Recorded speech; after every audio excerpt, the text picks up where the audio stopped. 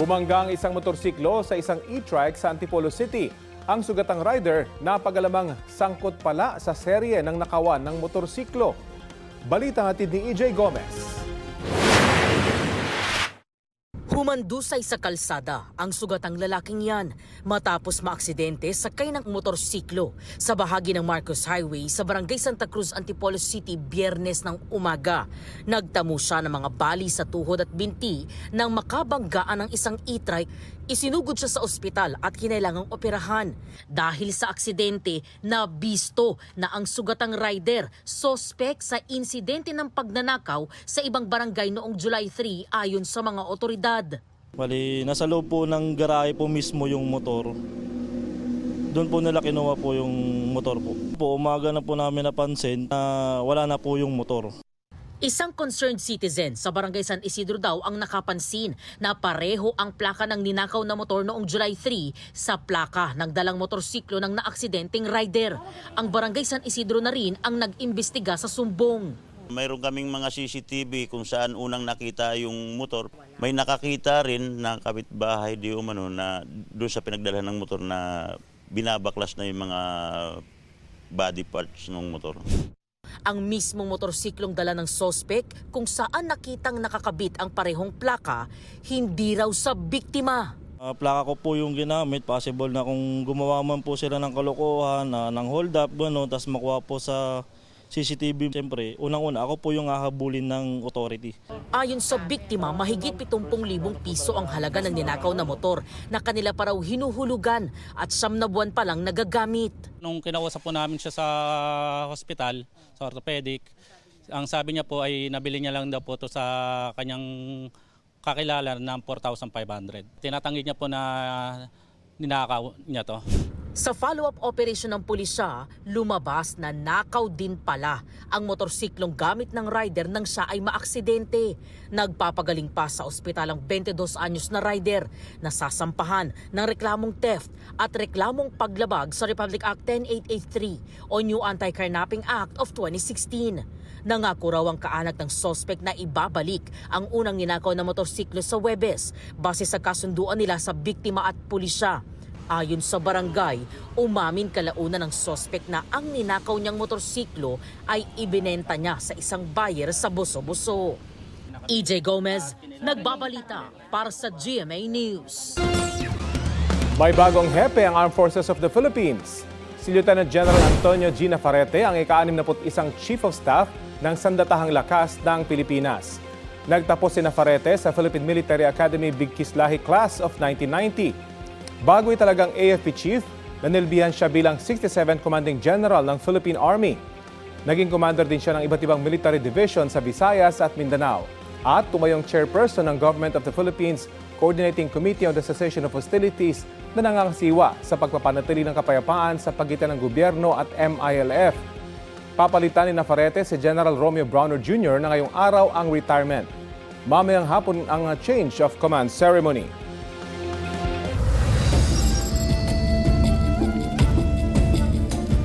Patay sa pamamaril ang isang dating barangay chairman sa Etiague, Isabela. Base sa investigasyon, nasa bukid ang 66 na taong gulang na biktima na ngayon nagsisilbing kagawad sa barangay Malibago nang dumating ang mga suspect na riding in tandem at pinagbabaril siya. Tinamaan ang biktima sa ulo at katawan. Patuloy ang investigasyon sa motibo ng krimen at paghahanap sa mga salarin. Sinisikap ng GMA Regional TV na makuha na ng pahayag ang kaanak ng biktima. Huli kamang tila pagkakarera ng dalawang pampasaherong jeep sa Nagilian, Isabela. May mga estudyante pang sakay sa bubong ang dalawang jeep habang binabagtas ang bahagi ng National Highway sa Barangay San Manuel. Ayon sa Land Transportation Office Region 2, nagdulot yan ng matinding panganib sa mga pasahero at iba pang gumagamit ng kalsada. Wala namang nasaktan sa mismong insidente. Humarap na sa LTO ang may-ari at driver ng mga jeep. Pansamantala ring sinuspindi ang rehistro ng dalawang jeep at ang lisensya ng mga driver. Sinusubukan pa silang kunan ng pahayag.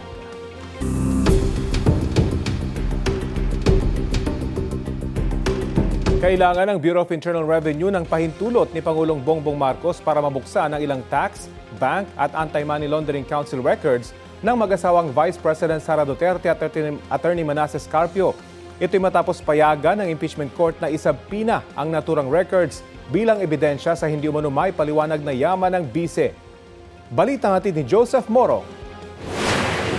After the respondent had filed her answer Sa kabila ng mga inilatag na pagtutol ng depensa, pinayagan ng Senate Impeachment Court ang hiling ng prosekusyon na ipasabpina ang bank account records ni Vice President Sara Duterte, pati ang sa kanyang asawang si Atty. Manasseh Scarpio mula 2007 hanggang 2021. Sakop nito pati ang mga taong hindi pa Vice President si Duterte. Ayon sa Senate Impeachment Court, pasok ang mga ito sa requirement na definiteness o natukoy kung aling mga dokumento ang kakailanganin o relevancy o kaugnayan nito sa pinag-uusapang alegasyon sa ilalim ng Article 2 ng Articles of Impeachment. Dito nakapailalim ang umano'y hindi maipaliwanag na yaman ng bise. Pero mga peso account lamang na mag-asawa ang saklaw ng sabpina dahil kailangan ng consent o pagpayag ng depositor para mabuksan ang mga foreign currency account. The court finds that the requested documents meet the requirements set forth above. They are reasonably described, readily identifiable, prima facie relevant, and material to the allegations under Article 2. The documents requested under the subpoena ducis tecum will not be used to allege additional independent impeachable offenses. The court will not allow this in adherence to the doctrine laid down in Duterte v. HOR, as this will violate the respondent's right to be informed of the nature and cause of the accusations against her and her rights to due process at every stage of the proceedings. Ipinunto rin ni Presiding Officer Chis Escudero na hindi saklaw ng right to privacy ang impormasyong hinihingi sa bisa ng sabpina. Furthermore, Rule 5, Section 22F of the DPA, Data Privacy Act Implementing Rules, expressly permits the processing of sensitive information, personal information, when provided to government or public authority pursuant to a constitutional or statutory mandate, and when necessary for the protection of lawful rights, interests in court proceedings. Bago pa man basahin ni Escudero ang desisyon ng korte, may inusisa siya sa abogado ni Duterte. What is the property regime governing their marriage? As far as I know, there are no property regime arrangements or prenup. That's why, Your Honor, I would assume it would be the default property regime, which would be The absolute community of property. Thank you, Counsel. Sa binasang desisyon, ipinuntong hindi maihiwalay ang bank accounts na mag-asawa tulad din na Vice President Duterte. Their financial interests are therefore statutorily intertwined for purposes of disclosure. The law is clear on the matter. The legal necessity of examining the financial records of Attorney Carpio is firmly cemented by the default property regime of absolute community of property governing his marriage to the respondent. Investigating Mr. Carpio's financial records is therefore not an unwarranted intrusion into a third party's privacy, but an absolute legal prerequisite in determining the actual aggregated wealth of the respondent. Sa hiling naman ng prosekusyon na ipasabpina ang bank accounts ng 21 kumpanya, 19 sa mga ito ang pinayagan ng impeachment court, 2 ang hindi kasama. Their general information sheets do not identify the respondent or her spouse as shareholders, and the prosecution at this time failed to show either a direct business interest or a clear and convincing basis to disregard their separate juridical personalities. Pinayagan din ng korte na isabpina ang mga record na umano'y paglabas-masok ng pera sa bank accounts ni Vice President Duterte mula sa Anti-Money Laundering Council o AMLC. Gayon din ang record ng Bureau of Internal Revenue o BIR ng mga income tax return ng bise at kanya umanong mga negosyo. Katulad sa impeachment trial ni Noy Chief Justice Renato Corona, kakailanganin ng BIR Commissioner na humingi ng permiso mula sa Pangulo na buksan ang tax records ng bise at kanyang asawa. Ang mga pinapasabpinang dokumento ay ilan lamang sa mga ebidensya ng prosekusyon kaugnay na umani hindi maipaliwanag na yaman ng bise. Lampas daw ito sa kanyang legal na kita mula na maging mayor hanggang vice-presidente na hindi niya raw idineklara ng buo sa kanyang SALN o Statement of Assets, Liabilities and Net Worth. Ayon sa korte, paunang proseso pa lamang ang paglalabas ng subpoena. Hindi otomatikong magiging ebidensya na ito na huhusgahan ng Senate Impeachment Court. May pagkakataon pa ang depensa na magmosyon sila sa korte na i-exclude ang mga ebidensyang ito oras na dumating sa Article 2 ang prosekusyon. Ayon kay Atty. Michael Powa, tagapagsalita ng depensa at sumalang sa oral arguments kaugnay sa subpoena, hindi niya nakikita makakaapekto ang desisyon ng impeachment court sa defense team ni Vice President Duterte. Naganda naman daw sila na posibleng mangyari ito dahil na rin sa impeachment trial noon ni dating Chief Justice Corona. Hindi pa raw tiyak kung maaari silang mag-motion for reconsideration dahil wala ito sa mga panuntunan ng impeachment court. Merong legal remedies na pwedeng gawin tulad ng paghahain ng mosyon sa Korte Suprema, pero hindi pa aniya ito na pag-uusapan ng defense panel at kailangan din itong isang guni sa bise. There's always the possibility of going up, but we have not made that decision yet. This is something that we have to discuss as a team and also, of course, in consultation with our client, the respondent, Vice President. Ang prosecution masaya sa tagumpay na hiningi nilang sabpina. Anila malalaman na kung magkano ang yaman ng bise. Okay lamang daw na hindi pinayagan ang pagbubukas ng foreign currency deposits ng bise dahil mas mahalaga naman daw ang kanyang peso transactions. Tiwala rin silang bibigyan ng permiso ng Pangulo ang BIR para mabuksan ang tax records ng bise. We certainly would hope that he would give the authority. Wala kami nakikitang dahilan para hindi ibigay ng Pangulo yung authority or yung consent niya. I don't think the prosecution will be further taking issue on the matter. It's enough na grinant na nga yung subpoena with respect to the peso-denominated accounts kasi very substantial naman yung peso-denominated transactions or peso-denominated accounts. Hindi na rin kailangan yung tungkol sa foreign currency. Ang Article 2 kung saan nakaugnay ang pinag-usapang sabpina ay panghuli sa ipipresentang Articles of Impeachment ng prosekusyon. Joseph Morong nagbabalita para sa GMA News.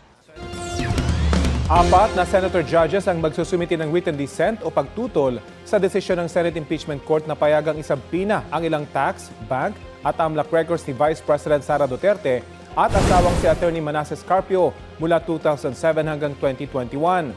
Ang naturang records ay kabilang sa ebidensya ng prosecution team kaugnay sa hindi umano may paliwanag na yaman ng bise at hindi raw idiniktara lahat sa assets sa Statement of Assets, Liabilities and Net Worth o SALN.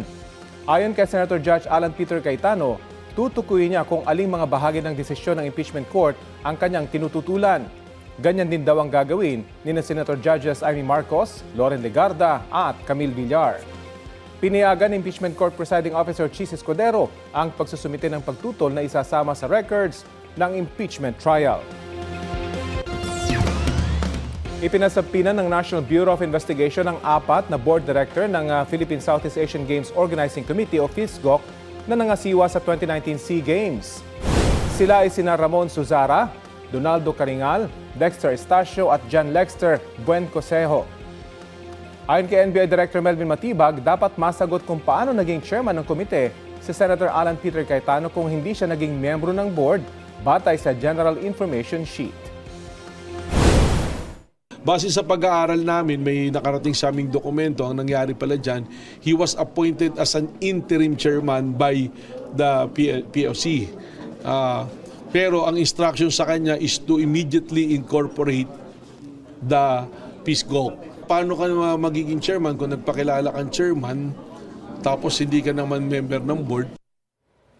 Dagdag pa ni Matibag, mahalagang masagot din ng PhilSGOC kung bakit may binayaran pa silang expenses hanggang 2023 kahit tapos na ang 2019 SEA Games dito sa bansa.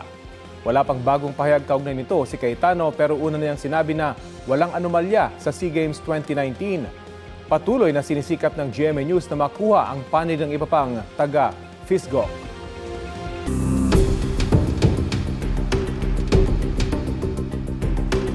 Kailangan ng Bureau of Internal Revenue ng pahintulot ni Pangulong Bongbong Marcos para mabuksan ang ilang tax, bank at Anti-Money Laundering Council records ng mag-asawang Vice President Sara Duterte at Attorney Manasseh Carpio. Ito'y matapos payagan ng impeachment court na isabpina ang naturang records bilang ebidensya sa hindi umano may paliwanag na yaman ng bise. Balita natin ni Joseph Moro. After the respondent had filed her answer Sa kabila ng mga inilatag na pagtutol ng depensa, pinayagan ng Senate Impeachment Court ang hiling ng prosekusyon na ipasabpina ang bank account records ni Vice President Sara Duterte, pati ang sa kanyang asawang si Attorney Manasseh Carpio mula 2007 hanggang 2021. Sakop nito pati ang mga taong hindi pa Vice President si Duterte. Ayon sa Senate Impeachment Court, pasok ang mga ito sa requirement na definiteness o natukoy kung aling mga dokumento ang kakailanganin o relevant relevancy o kaugnayan nito sa pinag-uusapang alegasyon sa ilalim ng Article 2 ng Articles of Impeachment. Dito nakapailalim ang umano'y hindi maipaliwanag na yaman ng bise. Pero mga peso account lamang na mag-asawa ang saklaw ng subpoena dahil kailangan ng consent o pagpayag ng depositor para mabuksan ang mga foreign currency account. The court finds that the requested documents meet the requirements set forth above.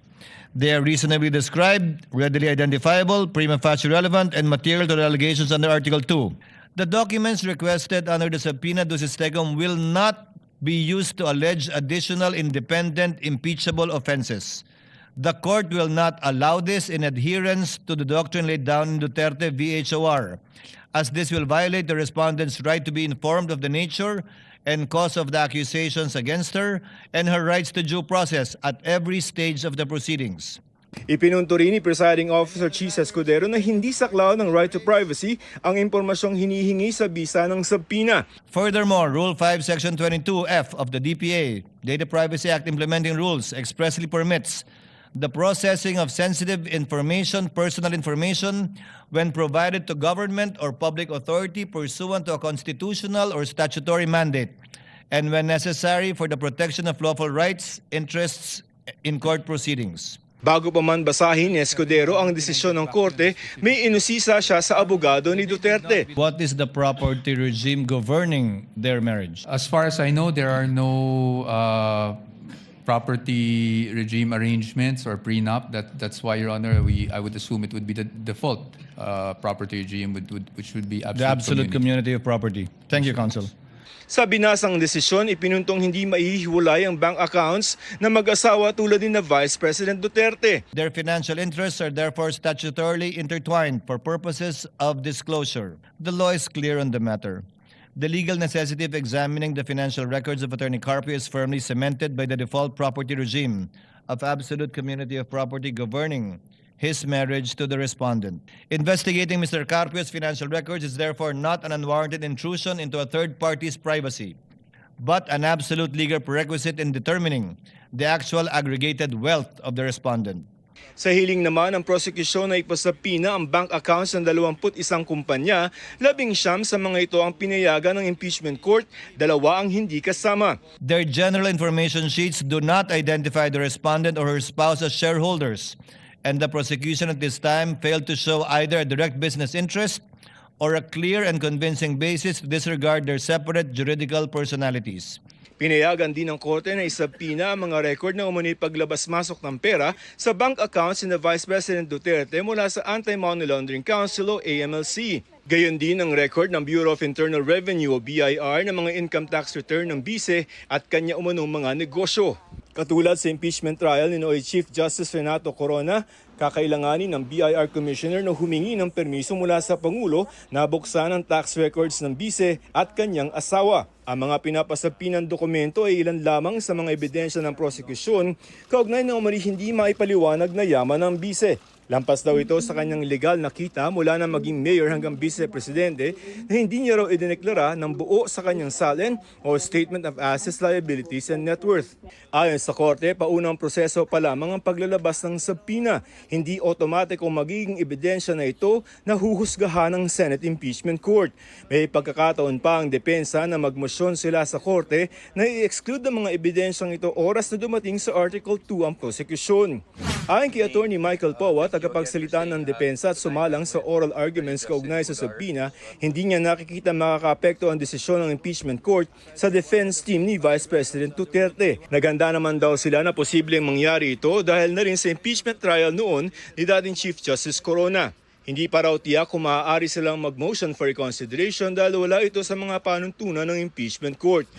Merong legal remedies na pwedeng gawin tulad ng paghahain ng mosyon sa Korte Suprema, pero hindi pa aniya ito na pag-uusapan ng defense panel at kailangan din itong isang guni sa bise. There's always the possibility of going up, but we have not made that decision yet. This is something that we have to discuss as a team and also, of course, in consultation with our client, the respondent, Vice President. Ang prosecution masaya sa tagumpay na hiningi nilang subpoena. Anila malalaman na kung magkano ang yaman ng bise. Okay lamang daw na hindi pinayagan ang pagbubukas ng foreign currency deposits ng bise dahil mas mahalaga naman daw ang kanyang peso transactions. Tiwala rin silang bibigyan ng permiso ng Pangulo ang BIR para mabuksan ang tax records ng bise. We certainly would hope that he would give the authority. Wala kami nakikitang dahilan para hindi ibigay ng Pangulo yung authority or yung consent niya. I don't think the prosecution will be further taking issue on the matter. It's enough na grinant na nga yung subpoena with respect to the peso-denominated accounts kasi very substantial naman yung sa yung peso-denominated transactions or peso-denominated accounts. Hindi na rin kailangan yung tungkol sa foreign currency. Ang Article 2 kung saan nakaugnay ang pinag-usapang subpoena ay panghuli sa ipipresent ng Articles of Impeachment ng prosekusyon. Joseph Morong nagbabalita para sa GMA News. 2 tripulanteng Pilipino ang namatay ng puntirihan ng drone strike sa mga barko sa Black Sea. Ayon sa Department of Migrant Workers, 12 Pilipino rin ang sugatan. 8 sa kanila ang ginagamot pa. Ang 4 nakauwi na sa Pilipinas. Kabilang sila sa 139 na mga Pilipino na nasa 9 na barkong inatake ng drone strike sa Black Sea, partikular sa hilagang bahagi at nasa dulo ng Ukraine. Karamihan sa kanila ay maayos ng lagay ayon sa DMW. Binigyan din daw sila ng psychosocial counseling at tinulungan sa repatriation. Nakikipag-ugnay ng DMW sa mga pamilya at sa manning agency ng mga apektadong tripulanteng Pinoy. Tinitingnan din nila kung may pananagutan ng mga ship owner. Ang drone strike ay mula sa palitan ng pag-atake ng Russia at Ukraine na nagsimula pa noong July 2. We are in touch with their families at tayo naman din nakikipag-ugnayan sa kanilang manning agency at doon sa ship owner at isinasaayos na yung pagpapauwi. Patuloy natin pinapaalalahanan ng mga manning agencies na ingatan ng ating seafarers at galangin ang right to refuse sailing ng seafarers natin. 4 na senator judges ang magsusumiti ng written dissent o pagtutol sa desisyon ng Senate Impeachment Court na payagang isabpina ang ilang tax, bank at AMLAC records ni Vice President Sara Duterte at asawang si Attorney Manasseh Carpio mula 2007 hanggang 2021. Ang naturang records ay kabilang sa ebidensya ng prosecution team kaugnay sa hindi umano may paliwanag na yaman ng bise at hindi raw idiniktara lahat sa assets sa Statement of Assets, Liabilities and Net Worth o SALN. Ayon kay Senator Judge Alan Peter Cayetano, tutukuyin niya kung aling mga bahagi ng desisyon ng impeachment court ang kanyang tinututulan. Ganyan din daw ang gagawin ni Senator Judges Amy Marcos, Loren Legarda at Camille Villar. Pinayagan ng Impeachment Court Presiding Officer Chis Escudero ang pagsusumite ng pagtutol na isasama sa records ng impeachment trial. Ipinasabpina ng National Bureau of Investigation ang 4 na board director ng Philippine Southeast Asian Games Organizing Committee o PhilSGOC na nangasiwa sa 2019 SEA Games. Sila ay sina Ramon Suzara, Donaldo Caringal, Dexter Estacio at John Lexter Buencosejo. Ayon kay NBI Director Melvin Matibag, dapat masagot kung paano naging chairman ng komite si Senator Alan Peter Cayetano kung hindi siya naging miyembro ng board batay sa General Information Sheet. Base sa pag-aaral namin, may nakarating sa aming dokumento. Ang nangyari pala dyan, he was appointed as an interim chairman by the POC. Pero ang instruction sa kanya is to immediately incorporate the PhilSGOC. Paano ka magiging chairman kung nagpakilala kang chairman tapos hindi ka naman member ng board? Dagdag pa ni Matibag, mahalagang masagot din ng PhilSGOC kung bakit may binayaran pa silang expenses hanggang 2023 kahit tapos na ang 2019 SEA Games dito sa bansa. Wala pang bagong pahayag kaugnay nito si Cayetano pero una na niyang sinabi na walang anomalya sa SEA Games 2019. Patuloy na sinisikap ng GMA News na makuha ang panig ng iba pang taga PhilSGOC.